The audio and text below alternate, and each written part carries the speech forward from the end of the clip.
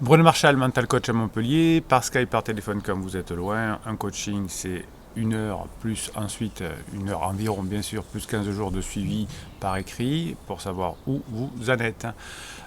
Aujourd'hui, est-ce que la règle des 21 jours fonctionne? Alors la règle des 21 jours, c'est une règle marketing inventée par différents coachs, vous le trouvez souvent sur YouTube ou ailleurs, qui vous dit qu'il faut 21 jours pour changer une habitude. Alors, on le dit avec beaucoup de conviction, etc. Et j'ai des clients qui finalement vont le croire et sont déçus quand, en faisant beaucoup d'efforts, au bout de 3 semaines, ça ne fonctionne pas. Surtout que souvent ces coachs disent que si on oublie, par exemple, si on fume par exemple une cigarette pendant les 3 semaines, il faut repartir à zéro, etc. Alors je ne sais pas trop pourquoi cette idée circule, c'est une idée qui n'existe pas bien évidemment. J'ai l'habitude de dire qu'aujourd'hui, j'aime bien cette phrase, que l'ignorance est un choix. Aujourd'hui on sait très bien que ça ne fonctionne pas comme ça, donc je ne comprends pas bien pourquoi on continue à véhiculer cette information et vendre des formations en plus là-dessus. Bon, alors, qu'en est-il? Alors d'abord, juste pour ces coachs, il suffit de regarder un peu la littérature. Depuis 2009, il y a des études qui ont été faites là-dessus. La plus poussée, c'est, je vous donne pour mes amis coachs, mais Philippa Lally, c'est une chercheuse de l'Université Collège de Londres qui a fait une étude sur combien de temps il faut pour changer une habitude. Donc vous irez la voir, hein, vous verrez que vous allez vous sentir mal. Alors en gros, qu'est-ce qu'elle dit? Elle dit que on a fait une étude sur 800 personnes et la moyenne pour changer une habitude était entre 18 jours et 256, à ce que je vois depuis que je fais ces coachings depuis 1999. Effectivement, il faut entre 2 mois et 8 mois pour changer une habitude. Alors ça peut aller plus vite si on utilise des méthodes. Par exemple, si vous utilisez la neurohypnose, la neurohypnose, c'est une musique que vous choisissez. Je vous mets dessous des ondes binaurales pour calmer votre cerveau, pour qu'il soit plus perméable à des messages subliminaux, donc en dehors du conscient, et vous allez rentrer ces messages en écoutant. Et là, ça va aller plus vite, donc on sera plus près effectivement des 2 mois que des 8 mois. Si vous n'utilisez que la volonté, eh bien, il faudra plutôt 8 mois, surtout si c'est quelque chose qui est très ancré. Donc c'est entre 2 et 8 mois.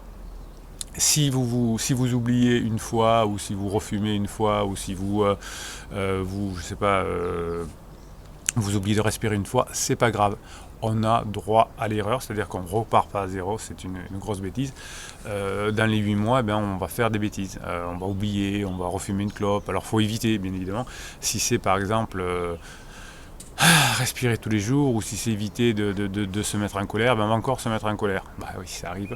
Si on a manque de confiance en soi, il y a des moments où on va manquer de confiance en soi. C'est pas grave du tout. Il suffit de continuer et au bout d'un moment, les reconnexions, les reconfigurations cérébrales qui prennent un certain nombre de mois vont faire effet. Alors, il y a des méthodes qui peuvent vous aider aussi. Par exemple, si vous voulez arrêter de fumer, je pense à ça. Il y a du magnétisme, des magnétiseurs qui peuvent vous aider. Donc ça va vous donner un coup de boost au départ. C'est-à-dire que ça va vous aider, alors effet placebo ou pas. Enfin, en tout cas, émotionnellement, ça va vous aider.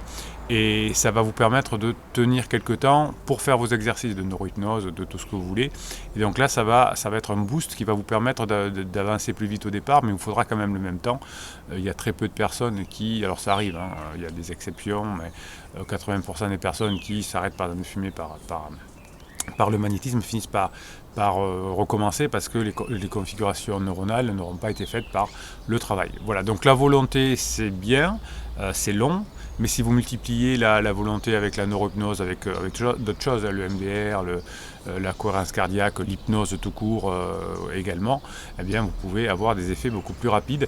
Et c'est intéressant parce qu'au bout de 3, 4, 5, 6 mois, si on fait des efforts et qu'on ne voit pas les résultats, ou très peu, eh bien on peut se lasser. Tandis que si on cède par ces méthodes-là, eh bien les reconfigurations neuronales vont les plus vite, et donc le fait de se lasser n'arrivera pas. ou alors il arrivera beaucoup plus tard. Et puis comme on verra des effets plus rapides, ça va nous encourager. Voilà, donc la meilleure façon de perdre ces mauvaises habitudes, c'est de ne pas les prendre forcément. Et bien évidemment, quand vous allez prendre une nouvelle, quand vous allez vouloir perdre une habitude, il va falloir la remplacer par d'autres, donc plus saines pour vous, hein. Alors par exemple, quand je construis des fichiers de neurohypnose sur mesure, je demande à la personne qu'est-ce qu'elle aimerait faire, par exemple, à la place de manger du chocolat par habitude, si elle aimerait bien respirer, ou boire un verre d'eau, ou aller marcher, ou je ne sais quoi, et je l'intègre dans le fichier de neurohypnose, comme ça va plus vite pour intégrer aussi la nouvelle compétence. Donc si vous avez besoin de vous faire aider, par exemple dans des périodes difficiles, quand ça va mal dans son couple, quand ça va mal dans son bureau, au bureau ou dans son travail, et bien plus on va se faire aider, plus on va travailler avec de la neurohypnose, avec un coach, etc., plus ça va passer vite, et puis on va être performant. Par exemple, si la personne avec qui on vit traverse une crise et qu'on la saoule, entre guillemets, ça va amplifier la crise. Donc le fait de travailler sur soi va permettre de se détendre aussi, et donc du coup d'améliorer la relation. Donc plus vous allez travailler sur vous, plus vous allez passer les épreuves de votre vie rapidement, et plus vous allez pouvoir changer des habitudes. Voilà, donc voilà pourquoi la règle des 21 jours ne fonctionne pas. La science nous explique ça. Il y a des personnes qui n'ont pas envie, qui préfèrent répéter sans vérifier, mais bon, ça fait partie du truc, parce que ça permet quand même, il y a un côté positif, ce côté magique, hein, comme la PNL, ça permet à des personnes de rentrer dans la compréhension de soi, d'aller vers sa conscience, etc. Parce qu'on dit, quand on écoute des personnes qui font de la PNL ou qui parlent de la règle des 21 jours, d'ailleurs souvent c'est les mêmes personnes, on a l'impression que c'est magique, que ça va aller vite, donc on y va. Bon, après on est déçu forcément, mais comme on a mis un pied dedans, on peut se dire, je vais trouver quelque chose de plus performant, je vais quelque chose qui marche mieux, et donc je suis rentré dedans. Donc ça peut être effectivement un pied à l'étrier, un pied d'entrée, pour aller plus loin. Par exemple, vous savez, il y a des coachs qui se disent internationaux, tout ça, mais qui marchent bien, qui font des conférences ou des séminaires très chers pendant un week-end, et les personnes repartent boostées, et puis au bout d'une semaine ou 10 jours, forcément, les connexions neuronales n'ayant pas eu le temps de se faire, ça sert plus à rien, on a juste perdu 3000 €, mais ça nous a permis de dire, peut-être il y a quelque chose qui peut être plus performant. Donc ça, c'était bien, ça m'a montré. Maintenant je vais aller vers des choses qui vont fonctionner, et les personnes qui arrivent finalement à atteindre leurs objectifs prennent ensuite des méthodes plus performantes, mais ces méthodes-là permettent de rentrer, parce qu'on croit que finalement ça va être facile, et qu'on est tous un peu feignants quand on est humain. Si on dit il va falloir 8 mois pour changer cette habitude, personne ne va le faire, ou peu de personnes vont le faire. Si on dit ça va marcher très rapidement, on va essayer. Alors ça ne fonctionne pas, mais au moins on aura vu que ça donnait envie d'aller plus loin. Voilà, c'était Bruno Marchais. Si vous pensez que cette vidéo peut aider à des personnes de sortir de leur illusion et s'apercevoir qu'on les a un peu trompés, mais bon, c'est pas si grave que ça. Donc si vous pensez que cette vidéo peut aider quelqu'un d'autre que vous mettez un pouce en l'air, YouTube se chargera de le présenter à des personnes qui peuvent être potentiellement intéressées.